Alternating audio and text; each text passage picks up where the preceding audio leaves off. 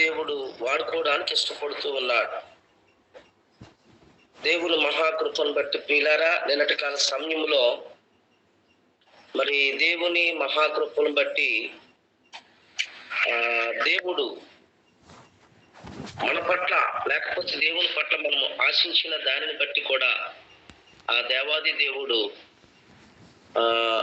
కొన్ని విషయాలు మనతో మాట్లాడాడు. నాబోతు ద్రాక్ష తోటను ఆహాబు ఆశించటము అనేది.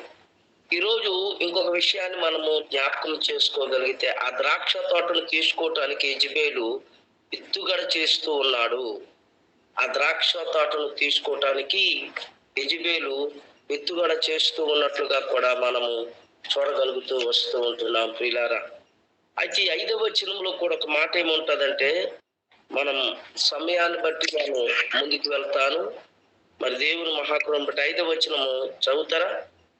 అంతటా అతని భార్య అయిన యెజెబెలు వచ్చి, నీవు మూతి ముడుచుకొనిన వాడవై భోజనము చేయక ఉండెదవేవని అతని అడుగగా, యెజెబెలు భార్య క్షమించండి, ఆహాబు భార్య యెజెబెలుతో మాట్లాడుతూ వస్తూ ఉన్నది. ఎందుకు మూతి ముడుచుకొని ఉంటున్నావు? ఆశించింది మనకు రాదని బాధపడిపోతున్నావా? ఆశించింది ఎలాగైనా మనం తీసుకోగలం. మనం ఏ స్థాయిలో ఉన్నామో, ఏ పరిస్థితిలో ఉన్నామో, మనకుంటూ ఒక హోదా ఉంది అని చెప్పి యెజెబెలు ఆ యొక్క ఆహాబు భార్య యెజెబెలు ఆహాబుతో మాట్లాడటం ప్రారంభిస్తూ ఉన్నది. 6వ వచనం చదువుతాను. అతడు ఆమెతో ఇట్లనెను, నీ ద్రాక్ష తోటను క్రయమునకు నాకిమ్ము, లేక నీకు అనుకూలమైన ఎడల దానికి మారుగా మరి ఒక ద్రాక్ష తోట నీకు ఇచ్చేదనని యెజ్రెయేలీయుడైన నాబోతుతో నేను చెప్పగా, అతడు నా ద్రాక్ష తోట నీకియ్యనెను. అంటే వీళ్ళిద్దరి మధ్యలో సిచ్యువేషన్ జరుగుతూ ఉంది. అది ఇస్తావా ఇవ్వా? అదైతే నేను ఇవ్వను. ఈ 6వ వచనంలో మనకి కనబడుతున్నది ఏంటంటే, నీకు అనుకూలమైన ఎడల దానికి మారుగా మనకు ద్రాక్ష తోట ఇస్తానయ్యా, ఇది కాకపోతే ఇంకోటి ఇస్తాను, కానీ అదే మాకు కావాలి అని కోరుకుంటున్నటువంటి ఆ యొక్క యెజెబెలు నాబోతుతో మాట్లాడటం ప్రారంభిస్తూ ఉంటున్నది. నాబోతులో ఉండేటటువంటి విషయం ఏంటంటే, ఇది నా పుత్రార్జితం, ఇది నేను ఇంకెవరికి ఇవ్వటానికి వీలు లేదు, నువ్వు ఇవ్వకపోతే నీ సంగతి ఏదో మేము తేల్చుకుంటాం అంటున్నది యెజెబెలు. ఇది కేవలము తన యొక్క భర్తకి అంటె కట్టాలని, తన భర్తకి ఇది చేకూర్చుకోవాలని, తన సొంతానికి ఇది ఉంచుకోవాలన్న ఆలోచనతో ప్రియమైన దేవుని భక్త జనాంగమా ఆలోచన చేస్తూ ఉన్నారు. 7వ వచనం. అందుకతని భార్య అయిన యెజెబెలు ఇశ్రాయేలీయులలో, నీవిప్పుడు రాజ్య పరిపాలనము చేయటలేదా? లేచి భోజనము చేసి మనసులో సంతోషముగా ఉండుము. నేనే యెజ్రెయేలీయుడైన నాబోతు ద్రాక్ష తోట నీకు అప్పగించదనని అతనితో చెప్పి. అది అంటే భార్య భర్తల మధ్యలో జరుగుతున్నటువంటి సిచ్యువేషన్. దైవజనులారా, దేవుని బిడ్డలారా, నువ్వెందుకు భయపడిపోతున్నావు? మన చేతిలో ఉంది కదా, అది నేను అప్పగిస్తాను కదా. భోజనం చేయకుండా ఉండిపోయినట్లయితే నీకు బలహీనత వచ్చేస్తుంది కదా అని చెప్పి ఆ యొక్క యెజెబెలు చెప్పటం మనం ప్రారంభిస్తూ ఉంటున్నాం ప్రియులారా. అందుకనే రాజుల మొదటి గ్రంథంలో నుంచి 16వ అధ్యాయమును కూడా ఒక మాట ఇలా రాయబడుతూ ఉన్నది. ఆ యొక్క 16వ అధ్యాయంలో 31వ వచనం చూడండి ఒకసారి. నెబెతు కుమారుడైన యెరోబాము జరిగించిన పాపక్రియలను అనుసరించి నడుచుకొనుట స్వల్ప సంగతి అనుకొని అతడు సీదోనీయులకు రాజైన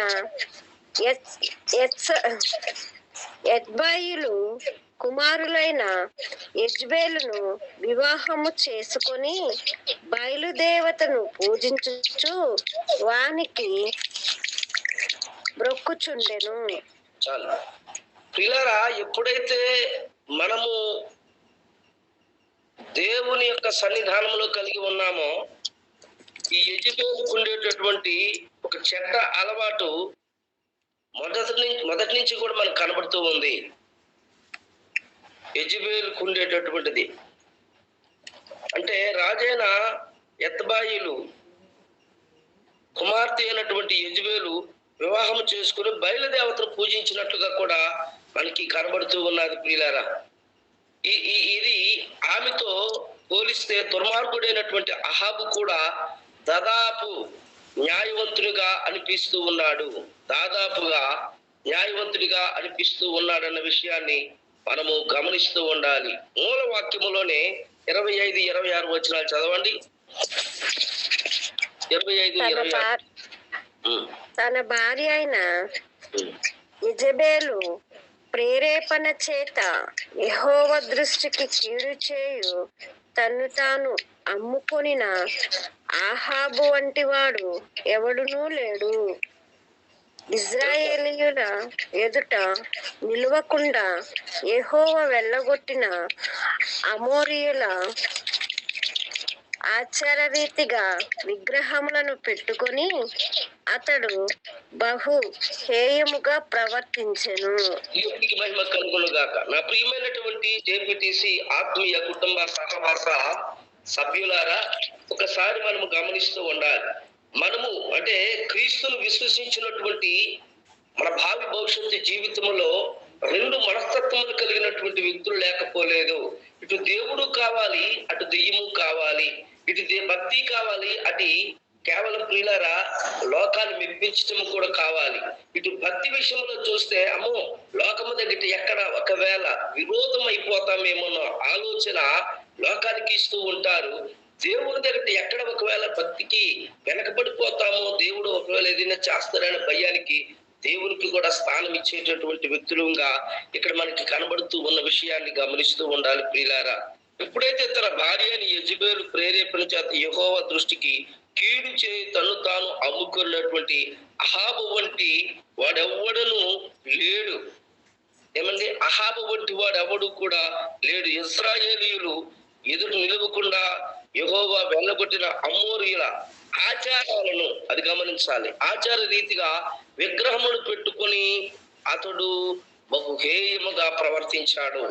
నా ప్రియమైనటువంటి వారులారా, ఈరోజు కూడా క్రైస్తవులమని చెప్పుకొని మన జీవితాలలో, క్రీస్తుని విశ్వసించిన మన బ్రతుకులలో యేసే దేవుడిని విగ్రహాలు పెట్టుకుని పూజించేటటువంటి మనుషులలో ఈ మూఢాచారాలు లేవంటారా? ఎప్పుడైతే ఈ మూఢాచారాలను బట్టి ప్రవర్తిస్తూ ఉంటామో హేయముగా ప్రవర్తిస్తూ ఉంటున్నాం. ఎందుకు హేయముగా ప్రవర్తించవలసినటువంటి అవసరం వచ్చింది అనేసి అంటే, ఏమో 4 రాళ్ళు ఇసిరితే 4 బెడలు ఇసిరితే ఏదో ఒక బెడ తగులుతుంది కదా, ఖచ్చితంగా ఆ దేవుడే మనల్ని రక్షించి ఉంటాడేమో. మనం ఆశించింది ప్రియమైన దేవుని భక్త జనాంగమా, ఆశించిన దానిని మనము పొందుకునటానికి ఏ దేవుడైతే నాబోతు యొక్క ద్రాక్ష తోటను పిత్రార్జితముగా ఇచ్చాడో గమనించాలి.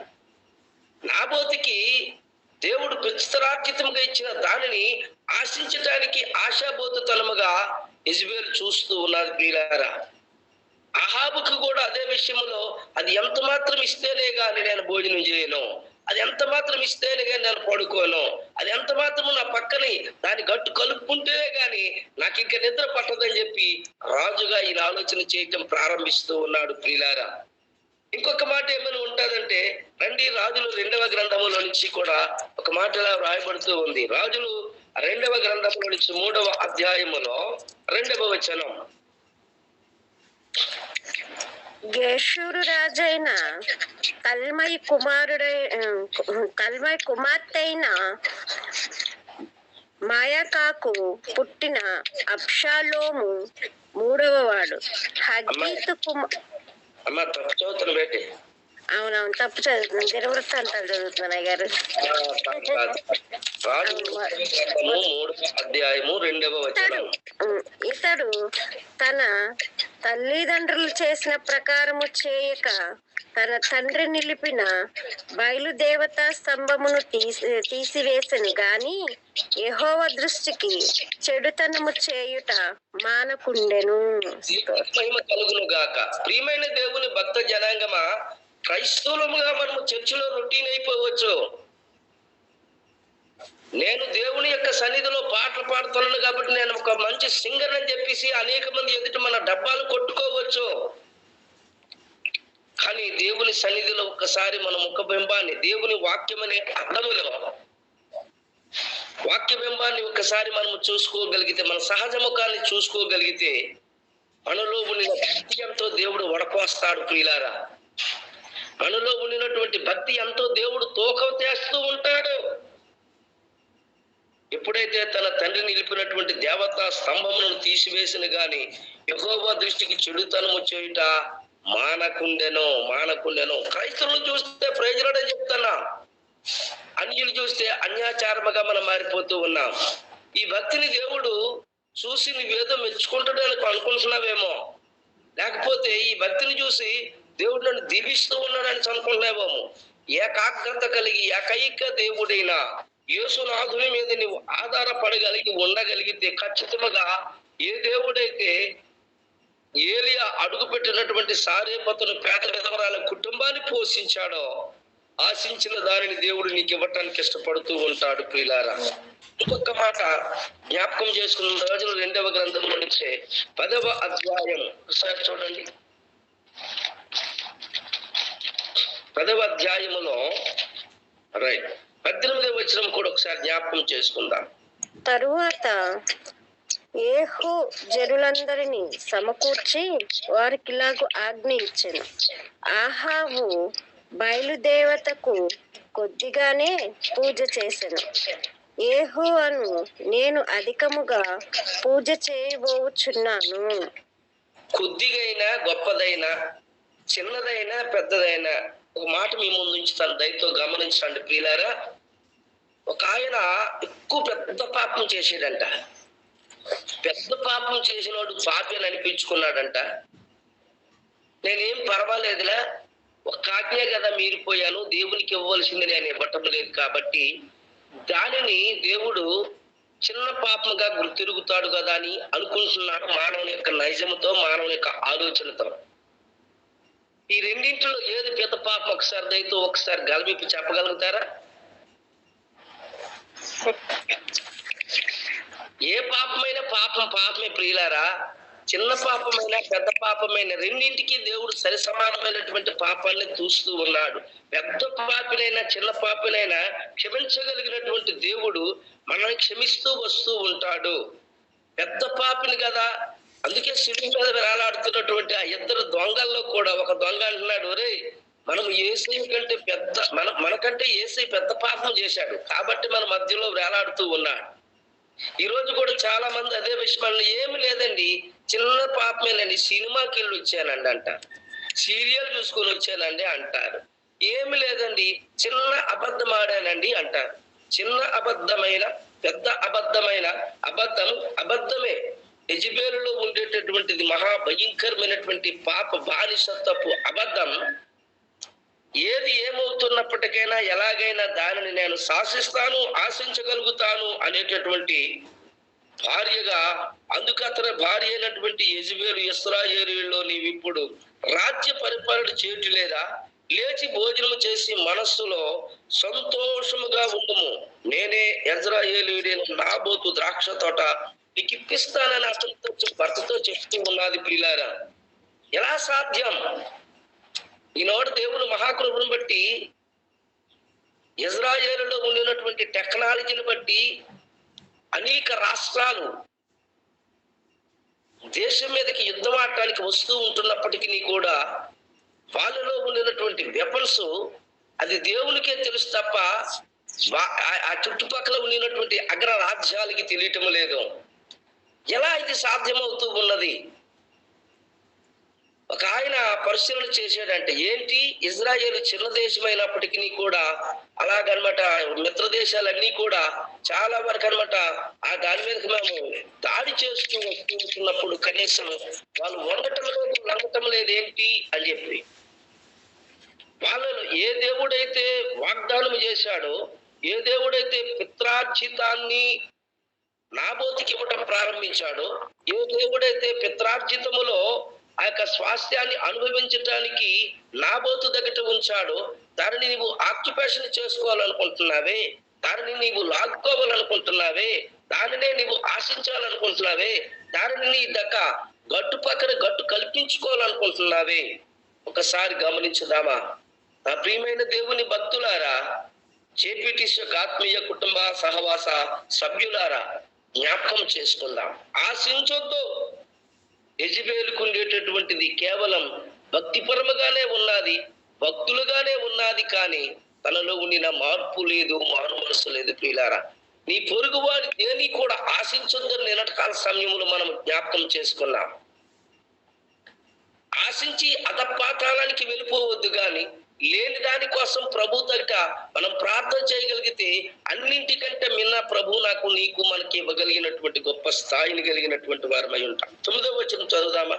21:9 మూల వాక్యములో ఆ తాకీదులో రాయించినదేమనగా, ఉపవాస దినం జరగవలెనని మీరు చాటించి నాబోతును జనుల ఎదుట నిలువబెట్టి. చాలు. అంటే ఉపవాస ప్రార్థన చేసినంత మాత్రాన ఒక వ్యక్తిని ఈదులోనికి తీసుకొని వచ్చి నిలబెట్టించడం అది కరెక్ట్ అయితే కాదనుకుంటున్నాను. మనం భక్తి చేసి మనం అడిగేది ఖచ్చితంగా దేవునికి ఇష్టమైతే ఈదులోకి ఏడ్చక్కర్లేదు. నీ ప్రార్థనలో ఉండేటటువంటి శక్తి చాలా ఉంటుంది. వీళ్ళారా, ఉపవాస ప్రార్థన చాలా మంది నాకు ఏమంటారంటే, పాస్టర్ గారండి మా బాబు డిఎస్సి పరీక్ష రాశాడండి, మీరు ఉపవాసం ఉండి ప్రార్థన చేయండి అని చెప్పి నాకు చాలా మంది ఫోన్ల ద్వారా ప్రార్థన చేయించుకోగలిగారు. సాధ్యమా? ఉపవాసం నేనుండటం కాదు ప్రియులారా, అవతల వ్యక్తి ఉండి మార్పు చెంది మారు మనసు పొంది నా దేవుడు సజీవుడు, నా దేవుడు గొప్ప కార్యాలు చేస్తాడు, నా దేవుడు ఏది అవసరం అది ఇస్తాడు అన్న ఆ కాన్సెప్ట్ అనేది నీలో నుంచి బయటికి రాగలిగితే నా ప్రభు ద్వారా సేవకుల ప్రార్థన అంగీకరించి గొప్ప కార్యం చేయటానికి కూడా ఇష్టపడుతూ ఉంటాడని గమనించాలి. ఇక్కడ 9వ వచనంలో చూస్తే, ఆపద దినాలలో దానికి కారణం కనుగోవాలని దేవుని సన్నిధిని వెదికేందుకు ఉపవాస దినాలను ప్రకటించడం జరిగేది.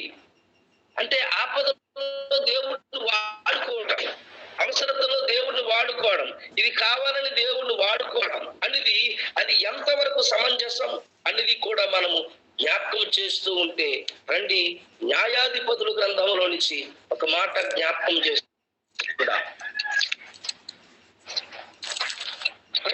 న్యాయాధిపతుల గ్రంథం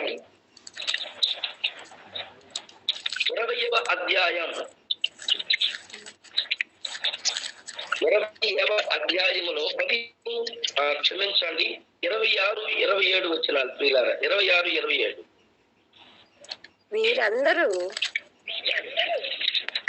26, 27 గారు, వీరందరూ కత్తి దూయువారు. అప్పుడు ఇశ్రాయేలులందరూ జనులందరూ పోయి బేతేలును ప్రవేశించి ఏడ్చుచు సాయంకాలము వరకు అక్కడ యెహోవా సన్నిధిని కూర్చుండుచు ఉపవాసముండి దహన బలులు సమాధాన బలులను యెహోవా సన్నిధిని అర్పించిరి. ఆ దినములలో యెహోవా నిబంధన మందసము అక్కడనే ఉండెను.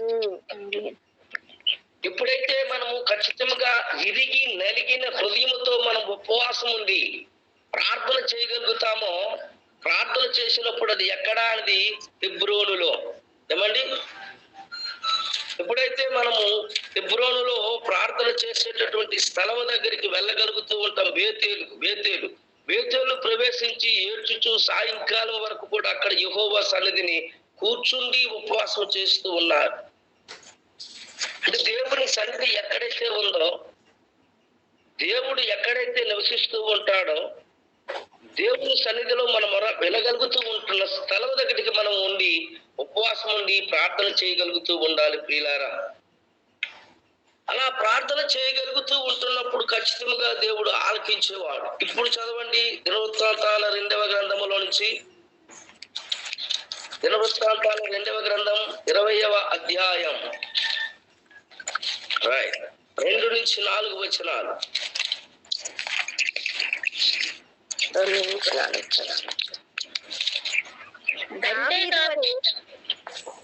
అంతేకాదు మీరు యుద్ధమునకు సమీపించినప్పుడు యాజకుడు దగ్గరకు వచ్చి ప్రజలతో ఇలాగూ చెప్పవలెను, ఇశ్రాయేలు వారులారా వినుడి, నేడు మీరు మీ శత్రువులతో యుద్ధము చేయటకు సమీపించుచున్నారు. మీ హృదయములో జంకనీకుడి. ఏం చదువుతున్నారు ఒకసారి చెప్పండి. దినవృత్తాంతాల 2వ గ్రంథం 20వ అధ్యాయము 2 నుంచి 4 వచనాలమ్మా. దినవృత్తాంతంలో 20వ అధ్యాయము 2 నుంచి 4. అంతలో కొందరు వచ్చి సముద్రము అవల నుండి సిరియన్లు తట్టుతుండి గొప్ప సైన్యం ఒకటి మీ మీదకి వచ్చుతున్నది, చిత్తగించుము, వారు ఆశాసోను తామారు అను ఎనే గదిలో ఉన్నారని యెహోషాపాతుకు తెలియజేసిరి. అందుకు యెహోషాపాతు భయపడి యెహోవా యొద్ద విచారించుటకు మనసు నిలుపుకొని యోధా అంతటిని ఉపవాస దినము ఆచరించవలనని చాటింపగా, యోధావారు యెహోవా వలన సహాయము వేడుకొనుటకై కూడుకొనిది. యెహోవా యొద్ద విచారించుటకు యోధా పట్టణములన్నిటిలో నుండి జనులు వచ్చిరి. దేవునికి మహిమ కలుగును గాక. వేడుకోవటానికంటూ ఒక స్థలం ఉంది ప్రియులారా. ఎప్పుడైతే మనము వేడుకోగలుగుతూ ఉంటామో, ఉపవాస దినము చాటించడానికి గల కారణం, అమావాస్య దినములలో పౌర్ణమి దినములలో ఎక్కువ క్రైస్తవులమైన మనం ఉపవాస దినముండి ప్రార్థించాలి, మొర్రపెట్టాలి. సాతానుడు ఎవరినైతే దైవభక్తిలో ముందుగా ఉంటారో, భక్తి చేయగలుగుతూ ఉంటారో, వాళ్ళ మీదకి దాడి చేసేటటువంటి దినాలు 2 దినాలు, అమావాస్య, పౌర్ణమి. ఖచ్చితంగా మనం ఉపవాస దినం ప్రకటించగలిగినప్పుడు సాతానుడు దేనినైతే మనల్ని ఆశించి మనలను దైవభక్తిలో నుంచి కాస్త ప్రక్కత్రావుకి మళ్లించాలనుకుంటుంటాడో, ఆ దినాల్లోనే మనం ఉపవాస దినము ప్రకటించి దేవుని సన్నిధిలో ఉండాలని దేవుడు కోరుకుంటూ ఉంటాడు. యెజబెలు ఒక మనుషుని హత్య చేయటానికి తీసుకుని కోరినది కూడా సాధించుకోవటానికి మతాన్ని వాడుకుంటున్నట్లుగా మనం చూడగలుగుతూ ఉంటున్నాం. ఏ మతాన్నైతే వాడుకోవాలని చెప్పి యెజబెలు అహాబు ఆశించాలనుకుంటున్నాడు, దానిని బట్టి కూడా కొన్నిసార్లు మనం మతం పేరట కూడా దేవుని వాడుకుంటూ ఉంటాం. అది ఇష్టమా దేవునికి? ఇది కావాలని చెప్పేసి కొంతమంది చూడండి, యవ్వనస్తులు, దయతో మీరు అన్యదా భావించుకోకండి, కానీ కొంతమంది యవ్వనస్తులు ఏం చేస్తారంటే యేసుప్రభువును నమ్ముకున్నటువంటి స్త్రీని చూసి లోకానుసారమైనటువంటి ఒక వ్యక్తి ప్రేమిస్తాడు. ప్రేమించినటువంటి దానిని నేను యేసుప్రభువును నమ్ముకుంటానని మాటిస్తాడు. నేను నీ వేడి చెప్తే అదే వింటానంటాడు. అంతా అయిపోయిన తర్వాత అయితే దేవుని మందిరానికి వెళ్దాం రా అని అంటాడు. దేవుని మందిరానికి వెళ్దాం అనేసేసరికి ఆమెను ఆశించి ఆమెను పొందుకోవాలనే దేవుని మందిరానికి వస్తాడు తప్ప, కానీ నిజమైన మారు మనసు కానీ, నిజమైన మోకరించి ప్రార్థించటం కానీ, నిజమైనటువంటి ఉపవాసం అన్నది కానీ తనలోని ఉండదు ప్రియులారా. 10వ వచనం జ్ఞాపకం చేసుకుందామా? మూలవాక్యంలో 10వ వచనం,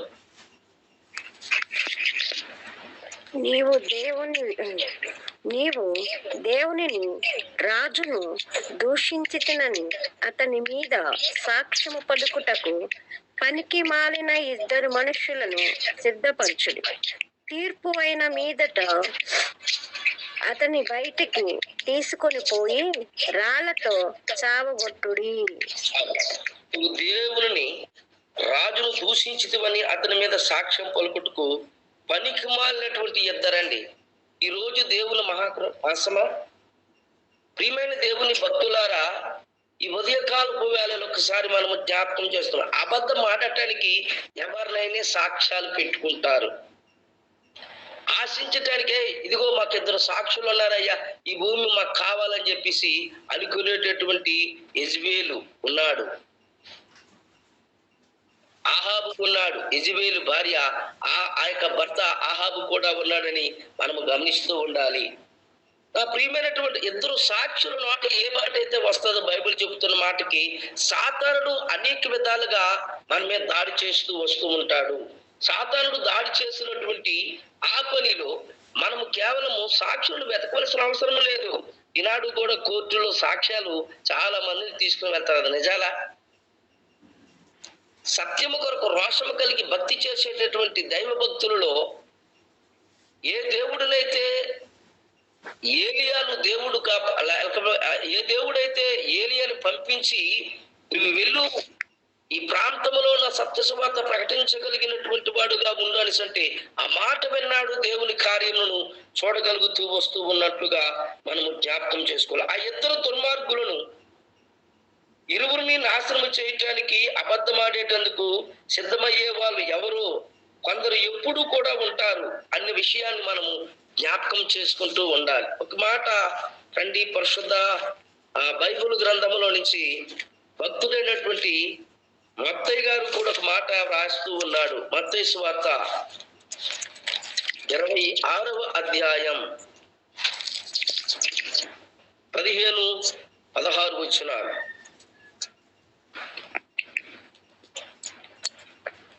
నేనాయనను మీకు అప్పగించిన ఎడల నాకేమి ఇత్తురని వారిని అడిగాను.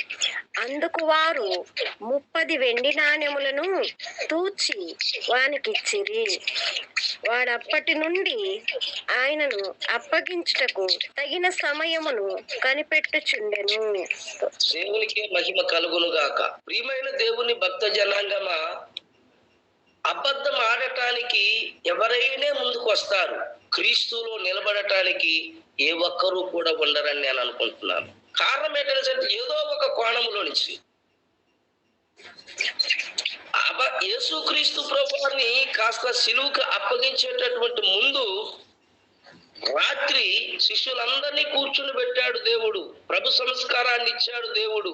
అందులో కనీసము ఏ ఒక్కరైనా ప్రభు కొరకు నిలబడాలి కదా అని అనుకుంటే ఎవరైతే బలహీనులుగా ఉంటారో సాతానుడు వాళ్ళనే పట్టుకుంటాడు. పాస్తమా అమ్మా, ఫ్యాన్ కట్టిసేవమ్మా, ఉక్కిపోతానన్నా. ప్రియమైన దేవుని బిడ్డలారా, ఎప్పుడైతే మనం కలిగి జీవించగలుగుతూ ఉంటామో ఏ యొక్క బలహీనుడుగా ఉంటారు సాతానుడు వాళ్ళని వాడుకుంటాడు. ఇద్దరు సాక్షులు అక్కర్లేదు. యూదులకి యేసుక్రీస్తు ప్రభువారు ఎలాగుంటాడో తెలియదు. పిలాతు గవర్నర్ గారి దగ్గరికి తీసుకుని వచ్చాడే, ఎవరినైతే నేను ముద్దు పెట్టుకుంటానో ఆయన యేసు ప్రభువారు అని చెప్పి ఒక చిన్న బలహీనుడైనటువంటి పెద్ద భక్తుడిని సాతానుడు వాడుకోగలిగాడు. ప్రియులారా,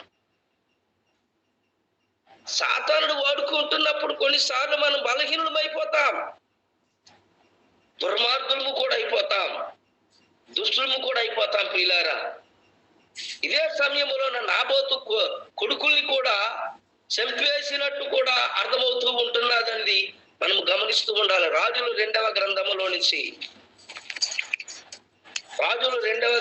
నుంచి 9వ అధ్యాయములో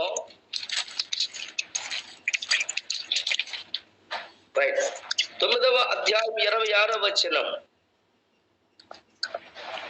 అప్పుడు యెహోవా సెలవిచ్చినదేమనగా, నిశ్చయముగా నాబోతు రక్తమును వాని కుమారుల రక్తమును నిన్నటి దినము నేను చూచితిని గనుక ఈ భూభాగమందు నేను దానికి ప్రతీకారము చేయుదును.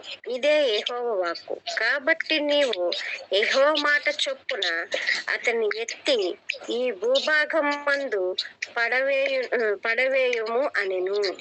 దేవునికి మహిమ కలుగును గాక. ప్రియమైనటువంటి వారు, నాబోతు యొక్క రక్తం వాని కుమారుల రక్తమును కూడా నిన్నటి దినమున నేను చూచి తిని అని సాక్ష్యం పలుకుతూ ఉన్నాడు దేవాది దేవుడు.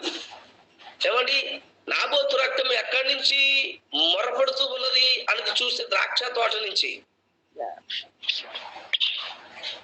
అట్లాంటి రక్తము మొర్రపెట్టినట్లుగా చూడలేదా? ప్రియమైనటువంటి దేవుని భక్త జనాంగమా, దేవుని బిడ్డలారా, ఎప్పుడైతే మనం మొర్రపెట్టడానికి ఇష్టపడుతూ ఉంటామో అది కేవలము దేవుడు వింటాడు. ఆ ఆసక్తి అర్థదారులకి ఎప్పుడునూ మిగిలి ఉండకుండా చూడాలని వారి పన్నాగం పన్నుతూ ఉంటున్నప్పుడు ఇతరులకు చెందవలసినటువంటి దానిని ఆశించటంలోని భయంకరమైనటువంటి నాశనకరమైనటువంటి శక్తిని చూస్తూ గమనించాలి. దాని మూలముగా జరిగినటువంటి హత్యలెన్నో కదా, శాశ్వత శిక్షను పాత్రులైనటువంటి వారెంతమందో కదా అని చెప్పి మనం గమనిస్తూ ఉండాలి. శాశ్వతమైనటువంటి హక్కుదారులకి దేవుడు హక్కునిచ్చినప్పుడు అనేక విధాలుగా దానికోసం మనము భయంకరమైనటువంటి నాశనానికి బానిసత్వము చేసుకునేటటువంటి కుటుంబ సభ్యులుగా మనం చూస్తూ ఉంటాం. అది ఎందుకు ఇవ్వడు? అది కావాలని ఆశిస్తూ ఉంటున్నప్పుడు నువ్వు ప్రార్థనాపూర్వకంగా దేవుని అడగటం లేదు. ఇంకొక మాట చివరిగా నేను మూలవాక్యంలోనికి రండి, వెళ్దాం. 17 వచనం చదవండి. 17 వచనం ఒక్కటి మాత్రం చాలు. అప్పుడు యెహోవా వాక్కు, క్షమించండి 14 నుంచి 16 వరకు చదువుదాం. 14 నుంచి 16 వరకు. సరే. నాబోతు రాతి దెబ్బల చేత మరణమాయనని వారు యెజెబెలునకు వర్తమానం పంపగా, నాబోతు రాతి దెబ్బల చేత మరణమాయనని యెజెబెలు విని, నాబోతు సజీవుడు కాడు, అతడు చనిపోయెను గనుక నీవు లేచి యెజ్రెయేలీయుడైన నాబోతు క్రయమునకు నీకియ్యనల్లకపోయినా అతని ద్రాక్ష తోటను స్వాధీనపరుచుకొనుమని ఆహాబుతో చెప్పెను. నాబోతు చనిపోయెనని ఆహాబు విని లేచి యెజ్రెయేలుడైన నాబోతు ద్రాక్ష తోటను స్వాధీనపరుచుకొనబోయెను. అప్పుడు చాలు రైట్. ఈ దినానికి మనకు ముగింపు వాక్యం కనుక, ప్రియమైన దేవుని బిడ్డలారా, ఒక వ్యక్తి చనిపోయాడు అన్న విషయాన్ని ఎప్పుడైతే అవతల వ్యక్తికి వినబడుతూ ఉంటుందో సంతోషిస్తూ ఉంటాడు. రాళ్ళతో కొట్టబడ్డాడని చెప్తూ ఉన్నాను. చచ్చిపోయాడయ్యా, నువ్వింకలే, అది నీదే, నీ హక్కే అని చెప్పేసి చాలా మంది ఆక్యుపేషన్ చేసుకునేటటువంటి వ్యక్తులు లోకంలో లేకపోలేదు. మనము ఆశిస్తూ ఉన్నది, వీళ్ళని ఒక్క మాట గమనించండి, నేను ముగిస్తాను. ఈ లోకములో ఏది మనము సంపాదించుకునినా ఏది మన వెంట వచ్చేది కాదు, కానీ శాశ్వతమైనటువంటిది పరలోకములో ఉన్న దానికోసమే మనం ఇక్కడ ఎన్ని నిందలు పొందినా, ఎన్ని దెబ్బలు కాసినా, ఎన్ని అవమానాలు పొందినా దేవుని కొరకు మనం భరించగలిగినటువంటి భక్తి ఎప్పుడైతే మనం చేయగలుగుతామో, నా ప్రభువునందు ప్రియమైన దేవుని బిడ్డలారా, అదే మనకి పరలోకానికి స్వాస్థ్యమైనటువంటి భూభాగం. ఖచ్చితంగా దేవునిలో మనం ఉండినప్పుడు ఇవన్నీ కూడా దీనికోసం మనం ఎప్పుడు కూడా ఆనందించవలసిన అవసరం లేదు. కానీ ఏదైతే నీకు ఆనందాన్ని అనుభవించడానికి దేవుడు నీకు ఇవ్వడానికి ఇష్టపడుతూ ఉన్నాడో దాన్ని మనం దూరం చేసుకోకుండా ఉండటమే నిజమైనటువంటి స్వాస్థ్యం, నిజమైనటువంటి ఆనందం, నిజమైనటువంటి భక్తి. ఉదయకాలపు వేళలో నా ప్రియమైన దేవుని భక్తులారా, దేవుని బిడ్డలారా, కానీ దానికోసం మనం ఆశిస్తూ ఉన్నామేమో, అది నా ఇంటికి వచ్చేటంత వరకు నేను నిద్ర పట్టనని చెప్పేసి కాస్త మనం ఆ యొక్క యెజెబెల్ లాగా అంటున్నామేమో, ఆహాబు లాగా అనుకుంటున్నామేమో. యెజెబెల్ రాయబారం చేస్తూ ఉన్నది ఆహాబు తన భర్తను కాపాడుకోవటానికని. ఏమండి, అట్లాగెప్పుడు మనం చేయొద్దు. కానీ దేవుడు ఉన్నాడు, ఇది కాదు అని అంటే ఇచ్చేద్దాం, కాదంటే ఇచ్చేద్దాం, తప్పేం లేదు. దీనికి రెట్టింపు దేవుడు దీవుని మనకిస్తాడు. రెట్టింపు ఆశీర్వాదాన్ని పొందుకోగలుగుతూ ఉంటాం. రెట్టింపు దీవెనతో మనం ముందుకు కొనసాగలుగుతున్నాం. తల పైకెత్తుకునే వానిగా దేవుడు చేస్తాడని ఉదయకాల పేర్లు ఒకసారి మనము జ్ఞాపకం చేసుకోవాలని ప్రభు పేట మనవ చేస్తూ ఈ నా మాటలని ప్రభు మనందరి వినికుడిలో దీవించును గాక. రేపు ప్రభు చిత్తమైతే ఉన్న 3వ భాగం సి భాగం ముగించుకోవడానికి ప్రభు మనకి సమయాన్ని ఇచ్చును గాక. ఆమేన్.